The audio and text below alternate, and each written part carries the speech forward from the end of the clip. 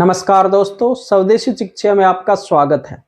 तो दोस्तों, आप सभी ने सुना होगा कि हमारा शरीर है वो 5 तत्वों के योग से मिलकर बना है। वो 5 तत्व कौन कौन से हैं? पृथ्वी, अग्नि, जल, वायु और आकाश। इन 5 तत्वों को के योग से मिलकर हमारा शरीर बना है। और एक और बात आपने सुनी होगी कि हम आयुर्वेद के अनुसार हमारे शरीर में 3 दोष माने जाते हैं। वो दोष कौन कौन से हैं? वो दोष हैं वात, दूसरा है पित्त और तीसरा है कफ। ये 3 दोष हमारे शरीर में माने जाते हैं, वात, पित्त और कफ। अब इनका जो 5 तत्व है उनसे इनका क्या संबंध है और हमारे शरीर में ये दोष किस तरह से हैं? जब देखिए, ये दोष नहीं है। दोष कब माने जाते हैं? जब ये कम या अधिक हो जाए, कोई दोष कम हो जाए या फिर कोई कम अधिक हो जाए तो ये क्या माने जाएंगे? दोष माने जाते हैं और हमारा शरीर बीमार हो जाता है। यदि तीनों ये समावस्था में है तो ये धातु है और ये जब मलिन हो जाते हैं तब इनको मल की संज्ञा दी जाती है ना। तो मतलब हम इनको वैसे आम बोलचाल की भाषा में क्या बोलते हैं? दोष बोलते हैं, क्योंकि जब ये समावस्था में होते हैं तो हम स्वस्थ होते हैं और जब इनकी कम बत्ती हो जाते हैं, ये मान लो वात बढ़ गया तो हमें वात की बीमारियां हो जाएंगी, और यदि पित्त बढ़ जाएगा तो हमें पित्त की बीमारियां हो जाएंगी, और यदि कफ बढ़ जाएगा तो हमें हो जाएंगी कफ की बीमारियां। ठीक है ना। तो चलिए अब देखते हैं कि जो 5 तत्व माने जाते हैं उनसे इनका किस तरह से संबंध है। पृथ्वी, अग्नि, वायु, जल और आकाश, इनसे। अब देखिए, पृथ्वी क्या हो गया? पृथ्वी आ गया भाई, हमारे शरीर का आधार जो ठोस भाग है वो तो क्या हो गया? पृथ्वी, मतलब ठोस भाग से मतलब पृथ्वी हो गया। और आकाश, आकाश मतलब हो गया खाली स्थान। आकाश का क्या हो गया? खाली स्थान। अब बच गए वायु, जल और आकाश, सॉरी, अग्नि, वायु और जल। देखिए, अग्नि, अग्नि का आप समझ सकते हैं, अग्नि किससे रिलेटेड है? पित्त से। अग्नि जो होगी वो किससे रिलेटेड है? पित्त से। और जल, जल किससे रिलेटेड है? कफ से।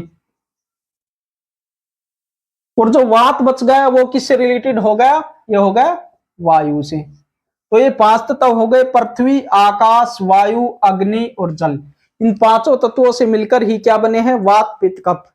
वैसे इनमें और किसी का 2 का रोल भी रहता है, लेकिन हम एक आम बेसिक बोलचाल की भाषा में यदि हम समझे तो वायु का अर्थ वात, अग्नि का अर्थ पित्त और जल का अर्थ कफ, और पृथ्वी ठोस स्थान हो गया, आकाश हो गया खाली स्थान। ठीक है। अब देखिए, इनका वैसे हमारे शरीर में कहां पर क्या होता है? वैसे तो हमारे ये पूरे शरीर में ही रहते हैं, वात, पित्त और कफ है पूरे शरीर में ही रहते हैं, लेकिन फिर भी इनका जो प्रमुख जो स्थान होता है, यदि नाभि से निचले हिस्से की बात करें तो उसमें क्या होगा? वात। उस हिस्से में वात की बीमारियां सबसे ज्यादा होंगी।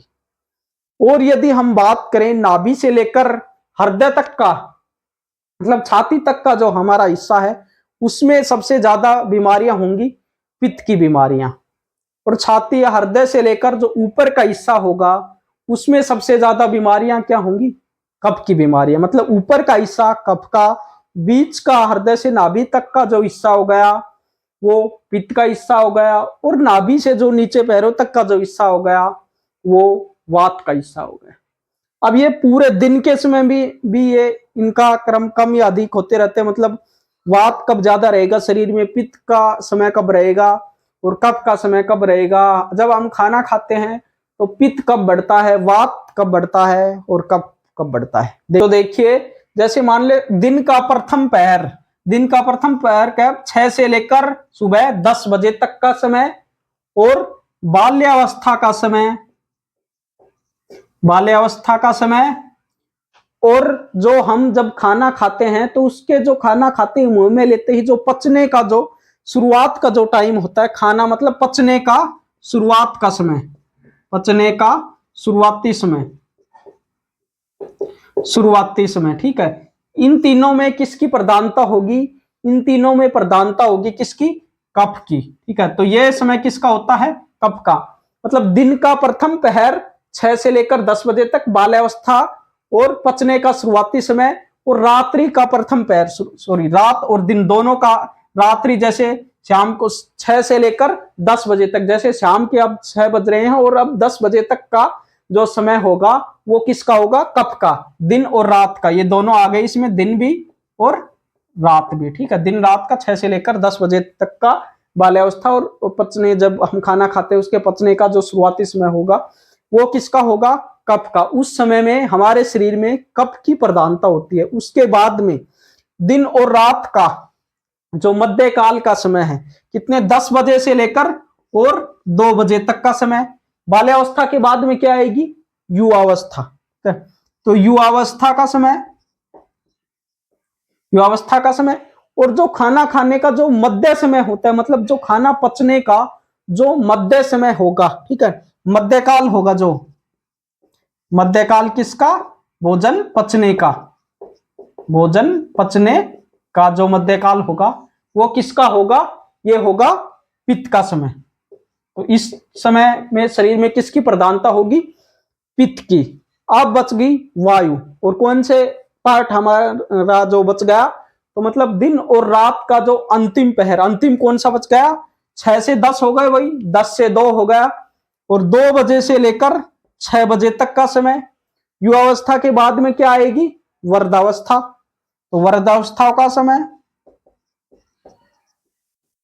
और क्या बच गया? जो खाना खाने का मतलब शुरुआती समय हो गया बचने का, भोजन का मध्य हो गया, और लास्ट का भोजन के पचने का जो अंतिम, मतलब लास्ट का समय जब पचने ही वाला होगा भोजन लास्ट में, तो वह समय ये किसका होगा? ये होगा वायु का समय। और वैसे भी यदि आप उठा के देखोगे, जब छोटा बच्चा होता है तो उसको खांसी जुकाम ऐसी जो मतलब कफ से रिलेटेड ज्यादा बीमारियां होंगी।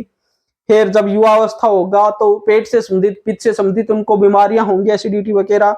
और जब वृद्धावस्था में पहुंचेगा तो वात से संबंधित उसको बीमारियां होती है। वात की बीमारियां जैसे घुटनों में दर्द, शरीर कमर में दर्द, शरीर के और किसी हिस्सों में दर्द, पूरे शरीर में दर्द वगैरह, दर्द से रिलेटेड जितने भी बीमारियां होती है वो किसकी होती है? वात से रिलेटेड बीमारियां। ठीक है ना।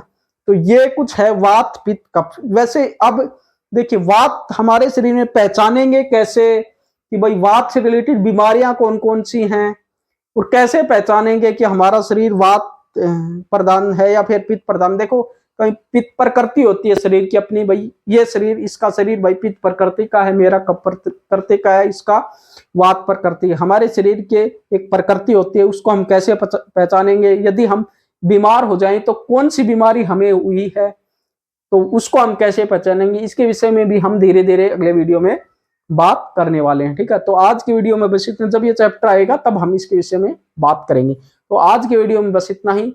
इस वीडियो से रिलेटेड आपको कोई भी जानकारी लेनी हो तो आप हमें कमेंट बॉक्स में कमेंट कर सकते हैं, हम उसका जवाब वैसे दे देंगे। अगर छोटा जवाब होगा, यदि लंबा जवाब होगा तो हम कमेंट पे जवाब दे देंगे। ठीक है, और यदि आपका कोई भी क्वेश्चन हो, बीमारियों, शरीर की बीमारियों से रिलेटेड आपका कोई क्वेश्चन हो, तो आप हमें इस नंबर पर फोन कर सकते हो। ये है 70 15 97 95 96। ठीक है, इस नंबर पर आप कॉल करके हमसे जानकारी ले सकते हो।